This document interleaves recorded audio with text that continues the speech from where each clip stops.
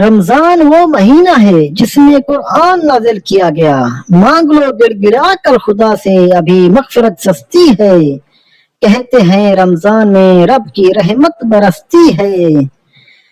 فرمان نبی، اگر بندوں کو معلوم ہوتا کہ رمضان کیا چیز ہے تو میری امت تمنا کرتی کہ پورا سال رمضان ہی ہو۔ بے زبان کو جب وہ زبان دیتا ہے، پڑھنے کو قرآن دیتا ہے، پھر تحفے میں بھی رمضان دیتا ہے۔ جس نے ماہ رمضان کو پایا اور اس کے روزے نہ رکھے وہ بدبخت ہے۔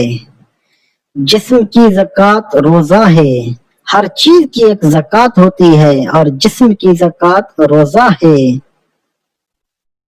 جنت کا ایک دروازہ ہے جسے ریان کہا جاتا ہے، اس دروازے سے صرف روزہ دار ہی داخل ہوں گے انشاءاللہ۔ روزہ تمام گناہوں کا کفارہ ہے۔ جس نے رمضان کے روزے ایمان اور احتساب کے ساتھ رکھے اس کے اگلے اور پچھلے تمام گناہ معاف ہو جائیں گے۔ افطاری کے وقت روزے دار کی دعا کبھی رد نہیں کی جاتی۔ رسول اللہ صلی اللہ علیہ وآلہ وسلم سے پوچھا گیا کون سا صدقہ سب سے افضل ہے؟